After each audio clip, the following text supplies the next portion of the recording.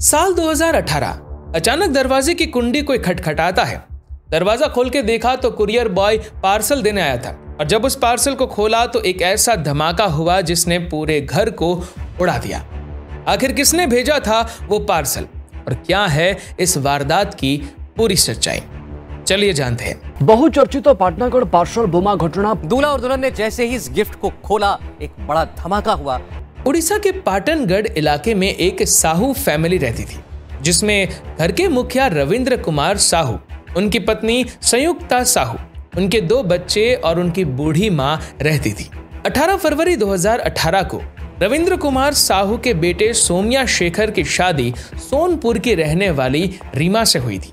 शादी के ठीक 5 दिन बाद शेखर की बहन पढ़ाई के लिए कजाकिस्तान जा रही थी।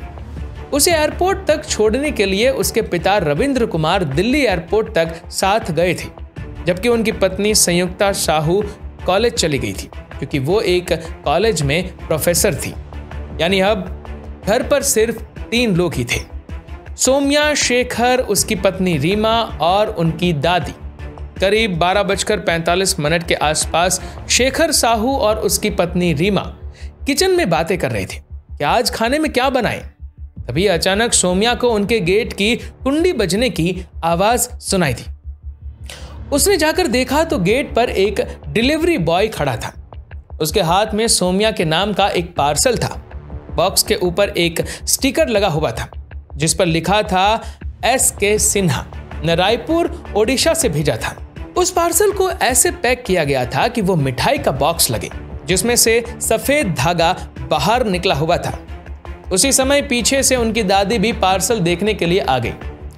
सोम्या शेखर ने अपनी पत्नी से कहा कि मुझे तो ये शादी का गिफ्ट लगता है, लेकिन मुझे नहीं पता इसे भेजने वाला कौन है क्योंकि मैं तो रायपुर में किसी को भी नहीं जानता। बातें करते हुए सोम्या शेखर उस पार्सल को भी खोल रहा था, लेकिन जैसे ही उन्होंने उस धागे को खींचा तो एक जोर का धमाका हुआ और धमाका इतना जोरदार था कि वो तीनों इधर उधर बिखर गए। उनके शरीर से तेजी से खून बहने लगा। उस धमाके से छत का प्लास्टर फट गया और खिड़की भी कई टुकड़ों में टूटकर दूर जा गिरी। वो तीनों दर्द से तड़पने लगे। भाई उनके जिस्मों से निकलने वाला खून पूरे फर्श पर फैल गया। सोम्या शेखर ने बेहोश होने से पहले कहा कि मुझे बचा लो, मैं मर रहा हूं। ये वो आखिरी शब्द थे जो रीमा ने अपने पति को बोलते हुए सुना था। आग ने रीमा के चेहरे और बाह को भी जला दिया था। उसके फेफड़ों में धुआं भर गया था। वो सांस लेने के लिए छटपटाने लगी, लेकिन इसके बावजूद भी रीमा ने हिम्मत नहीं हारी और रेंग रेंग कर बेडरूम तक पहुंच गई। इसके बाद उसने अपनी सास को कॉल करने के लिए फोन उठाया, लेकिन कॉल करने से पहले ही वो बेहोश हो गई। इधर उनके पड़ोसी एक दूसरे से ये पूछते हुए दौड़ते चले आए कि शायद उनके घर में गैस सिलेंडर फटा होगा, मगर वहां का दृश्य देखकर पड़ोसियों की भी हालत खराब हो गई। इसके बाद पड़ोसियों ने तुरंत एम्बुलेंस को बुलाया और उन तीनों को उठाकर बाहर खड़ी एम्बुलेंस तक पहुंचाया, लेकिन सोम्या शेखर और उनकी दादी ने हॉस्पिटल पहुंचने से पहले ही डैम तोड़ दिया और अभी भी रीमा की सांसें चल रही थी। हॉस्पिटल पहुंचते ही रीमा का इलाज शुरू कर दिया गया था। परिवार के सभी लोग प्रार्थना कर रहे थे। इधर सूचना मिलते ही पुलिस भी घटनास्थल पर पहुंचकर जांच में जुट गई। पुलिस ने जांच में पाया कि यह घटना गैस सिलेंडर फटने से नहीं हुई थी, इसीलिए पुलिस ने बम स्क्वाड को भी घटनास्थल पर बुला लिया था। लेकिन जैसे ही बम स्क्वाड की टीम रसोई में एंटर हुई तो वो लोग तुरंत समझ गए थे कि यह बम विस्फोट था, क्योंकि उन्होंने रसोई से बारूद की गंध महसूस कर ली थी। और अब पुलिस को भी यकीन हो गया था कि यह बम विस्फोट ही है, लेकिन उन्हें यह समझ नहीं आ रहा था कि आखिर इस घर में बम कैसे आया। और जो 3 लोग इस बारे में जानते थे या कुछ बता सकते थे, उनमें से 2 लोगों की तो मौत हो चुकी थी, जबकि रीमा भी अभी बात करने की स्थिति में नहीं थी। इसलिए पुलिस रीमा की हालत के बेहतर होने का इंतजार करती है, क्योंकि पुलिस के पास इसके अलावा और कोई दूसरा रास्ता भी नहीं था। फिर 3 मार्च 2018 को रीमा की हालत में सुधार होने के बाद उससे थोड़ी पूछताछ की जाती है। रीमा ने पुलिस को उस समय केवल इतना ही बताया कि 23 फरवरी दोपहर 12 बजे के आसपास उनके घर पर स्काई किंग कुरियर सर्विस से एक पार्सल आया था। इस बात का पता चलते ही पुलिस बिना समय गवाए तुरंत स्काई किंग कुरियर ऑफिस पर पहुंचती है और उस व्यक्ति के बारे में पता लगाती है जिसने वो पार्सल डिलीवर किया था। साथ ही ये भी पता करने की कोशिश की जाती है कि वो पार्सल किसने भेजा था। जांच के दौरान पता चलता है कि वो पार्सल किसी SK सिन्हा नाम के व्यक्ति ने रायपुर से भेजा था, लेकिन जब पुलिस छानबीन करती है तो पता चलता है कि वो नाम और एड्रेस दोनों ही फर्जी है और यहीं पर पुलिस से एक छोटी सी गलती हो जाती है। दरअसल पुलिस ने मीडिया को इस केस की जानकारी देते समय गलती से पार्सल भेजने वाले का नाम SK सिन्हा के बजाय RK शर्मा बता दिया था, लेकिन पुलिस की यह गलती भी आगे चलकर इस केस को सॉल्व करने में बहुत बड़ा सुराग बन जाता है। अब क्योंकि यह नाम कातिल का था, इसीलिए यह गलत नाम मीडिया के जरिए आग की तरह पूरे उड़ीसा में फैल गया और पुलिस ने भी इस पर ध्यान नहीं दिया था।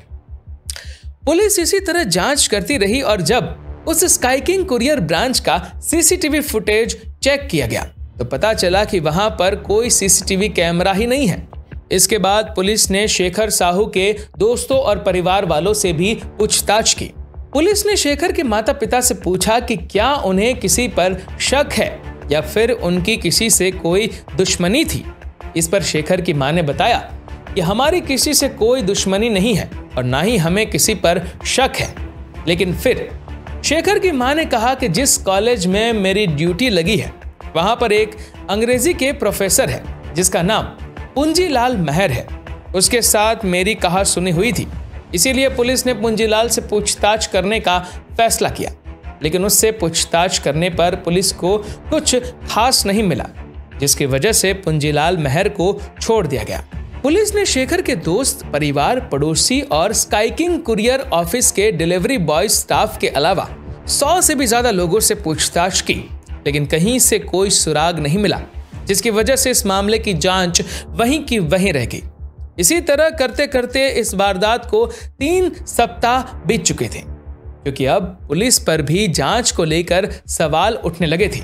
इसके बाद उड़ीसा सरकार ने इस मामले की जांच क्राइम ब्रांच को सौंप दी। जैसे ही ये केस क्राइम ब्रांच को सौंपा गया तो क्राइम ब्रांच ने सभी संदिग्धों की जांच फिर से शुरू की, क्योंकि उस कुरियर ऑफिस के अंदर और बाहर कोई CCTV नहीं था।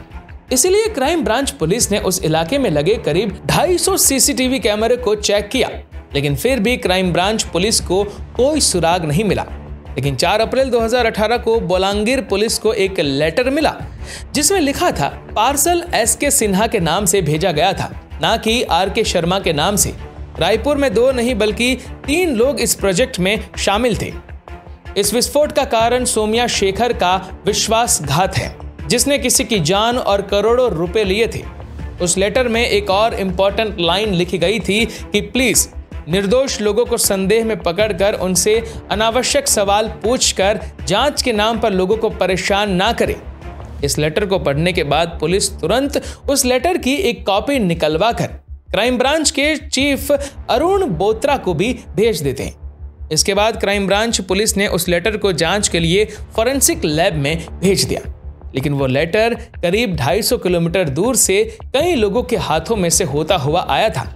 इसीलिए फॉरेंसिक जांच में भी फिंगरप्रिंट के सही निशान नहीं मिल सके।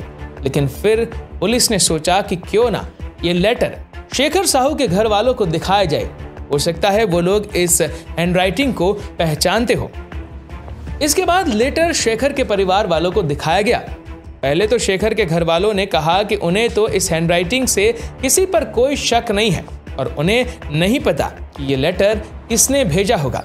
लेकिन फिर अचानक शेखर की मां संयुक्ता साहू की नज़र उस लेटर पर एक जगह ठहर गई, जिसकी वजह से उन्होंने लेटर को कई बार पढ़ा। असल में उन्हें अब एक व्यक्ति पर शक होने लगा था। ये व्यक्ति कोई और नहीं बल्कि प्रोफेसर पुंजीलाल महर ही था। हालांकि पहले पुलिस ने उसके खिलाफ सबूत ना मिलने के कारण उसे रिहा कर दिया था। शेखर की मां ने उसका नाम दोबारा इसलिए लिया था क्योंकि लेटर में एक शब्द अंडरटेकिंग द प्रोजेक्ट लिखा हुआ था। शेखर की मां संयुक्ता साहू का कहना था कि उन्होंने इस तरह के वर्ड अपने कॉलेज के प्रोफेसर पुंजीलाल महर को अक्सर बोलते हुए सुना और देखा था। लेकिन यहाँ पर फर्क केवल इतना सा था कि वो बातचीत के दौरान कंप्लीटिंग द प्रोजेक्ट का इस्तेमाल करते हैं, जबकि लेटर में अंडरटेकिंग द प्रोजेक्ट लिखा हुआ था। इन सब चीजों को देखते हुए ही पुंजीलाल महर को फिर से अरेस्ट कर लिया जाता है और इस बार उससे कड़ाई से पूछताछ की जाती है। पुंजीलाल महर पुलिस की सख्ती के आगे जल्दी ही टूट गया और फिर उसने इस वारदात के पीछे की एक ऐसी कहानी सुनाई जिसे सुनकर हर कोई हैरान रह गया। अब हम इस वारदात को शुरू से जानते हैं। साल 2009 में जब पुंजीलाल महर ज्योति विकास कॉलेज का प्रिंसिपल बना था तो उस समय संयुक्ता साहू उस कॉलेज में नहीं थी। लेकिन फिर 2014 में संयुक्ता साहू का ट्रांसफर ज्योति विकास कॉलेज यानी पुंजीलाल महर के कॉलेज में हो जाता है और तभी से वहां पर क्लैश शुरू हो गया था। क्योंकि संयुक्ता साहू पुंजीलाल महर से सीनियर थी तो इसीलिए अब उस कॉलेज की प्रिंसिपल संयुक्ता साहू को ही होना चाहिए था। लेकिन पुंजीलाल अपनी कुर्सी छोड़ने को तैयार नहीं था, जिसकी वजह से संयुक्ता साहू और पुंजीलाल महर में विवाद होने लगा।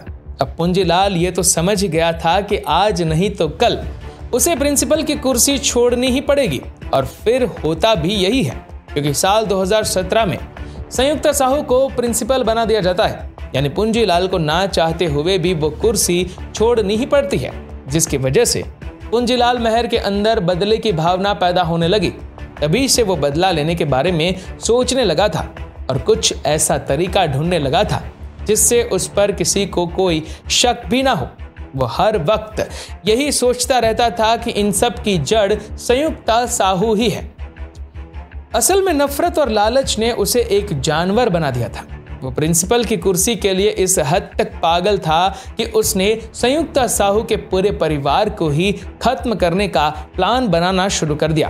प्रोफेसर ने पुलिस के सामने स्वीकार किया कि पार्सल बम खुद उसी ने बनाया था। उसने बम बनाने का तरीका भी कई फिल्मों और वीडियो को देखकर सीखा था। उसके लैपटॉप में भी पार्सल बम बनाने के 12 अलग अलग तरीके मिले थे।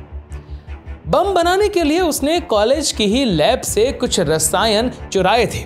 इसके बाद उसने कॉलेज के नाम पर ही बाजार से कुछ विस्फोट में काम आने वाली सामग्री भी खरीदी और फिर पार्सल बम बनाने के बाद बचा हुआ विस्फोटक उसने जमीन में छुपा दिया था।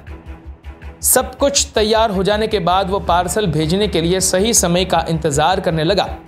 ठीक उसी समय शेखर की मां संयुक्ता ने उसे शेखर की शादी का कार्ड दिया। आखिरकार उसे वो मौका मिल ही गया जिसका वो काफी दिनों से इंतजार कर रहा था। उसने पार्सल को शादी के गिफ्ट के रूप में देने का प्लान बनाया। प्रोफेसर पुंजीलाल महर ने तय किया कि इस पार्सल बम को वो रायपुर से खुद ही कुरियर करेगा। इसके बाद 15 फरवरी 2018 को भी वो हमेशा की तरह ही कॉलेज गया और क्लास ली। इसके बाद वो जल्दी जल्दी अपने घर पर आया क्योंकि वो अच्छी तरह से जानता था कि फोन की लोकेशन ट्रेस की जा सकती है, इसलिए उसने अपना फोन घर पर ही छोड़ दिया। इसके बाद पार्सल को लेकर वो रेलवे स्टेशन पर आ गया। उसने अपनी गाड़ी को वहीं पर पार्क किया और बिना टिकट लिए ही रायपुर की ट्रेन में चढ़ गया, क्योंकि उसे डर था कि अगर वो टिकट लेने जाएगा तो शायद सीसीटीवी कैमरा में भी आ सकता था। इसके बाद जब ट्रेन रायपुर स्टेशन पहुंची तो उसने अपने चेहरे को गमछे से ढक लिया। रेलवे स्टेशन से बाहर निकलकर उसने एक ऑटो रिक्शा लिया। फिर शाम 5 बजे के आसपास वो स्काई किंग कुरियर ऑफिस पर पहुंच गया। पुंजीलाल ने इधर उधर देखा तो उसे वहां पर कोई भी सीसीटीवी कैमरा नजर नहीं आ रहा था, इसीलिए वो ऑटो से उतरा और अपने चेहरे से गमछा हटाकर जल्दी से ऑफिस के अंदर चला गया। उसने पार्सल भेजने के लिए दे दिया, लेकिन वहां पर भी यही पूछा गया कि इस पार्सल में क्या है। पुंजीलाल महर ने उन्हें बताया कि इस पार्सल में मिठाई है, लेकिन अजीब बात यह है कि कुरियर वालों ने भी उसका विश्वास कर लिया था। पार्सल को उसके फर्जी नाम SK सिन्हा से बुक कर दिया गया और संयुक्ता साहू के घर में भेज दिया गया। पार्सल भेजने के बाद वो तुरंत ही अगली ट्रेन से वापस अपने घर आ गया। इसके बाद अगला दिन भी उसके लिए बिल्कुल ऐसा ही नॉर्मल था जैसे कुछ हुआ ही नहीं था। पुंजीलाल कॉलेज जाने लगा और उस पर किसी को शक ना हो इसके लिए उसने शेखर की शादी में जाकर उन्हें लंबी उम्र की शुभकामनाएं भी दी थी। इधर वो पार्सल 23 फरवरी 2018 को जब रीमा किचन में खाना बना रही थी तभी वो पार्सल डिलीवर कर दिया गया था, जिसकी वजह से ये वारदात हुई थी।